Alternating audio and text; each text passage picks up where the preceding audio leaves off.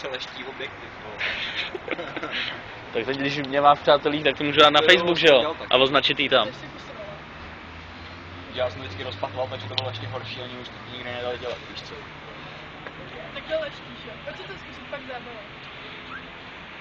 Instruktáž mytí oken.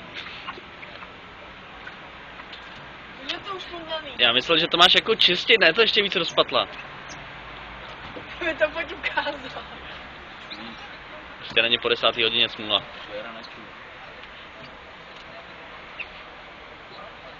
Přijdu pošli a budeme kávy hodinky. Já ji možná ještě někdy doma mám. Já tě potom na Facebooku označím, ať to vědí všichni známí. Ty se to vyfotit. Mám musí atrakci.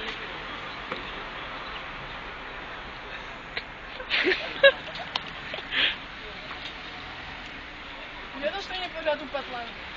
Já bych řekl, že víc než bylo. Vytírat se o to nebudu, protože je to průhledný, takže bych tady nějak jakože... Tak to my půjdeme z druhé strany.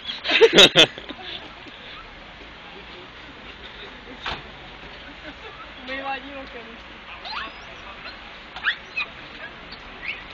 Hele Tome, buď svině a dej tam otisk násyp.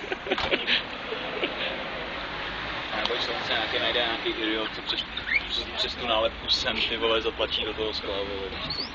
Ne, stejně, vole. To i slečna šla a kurva tam. A ty od tý pokary neču. Bude ti to hodit, ta hodit. Pak si to jednou hodíš. Jo, a hodit ti to taky bude. Ještě budeš mít dveře od mekáče. Třeba špitko, ty parkuješ daleko, tak nic. Ale to je fakt, ale když to má takovou praxi a má tady tyhle všechny potřebné věci, abych potřeboval vyleštit sklo v auta.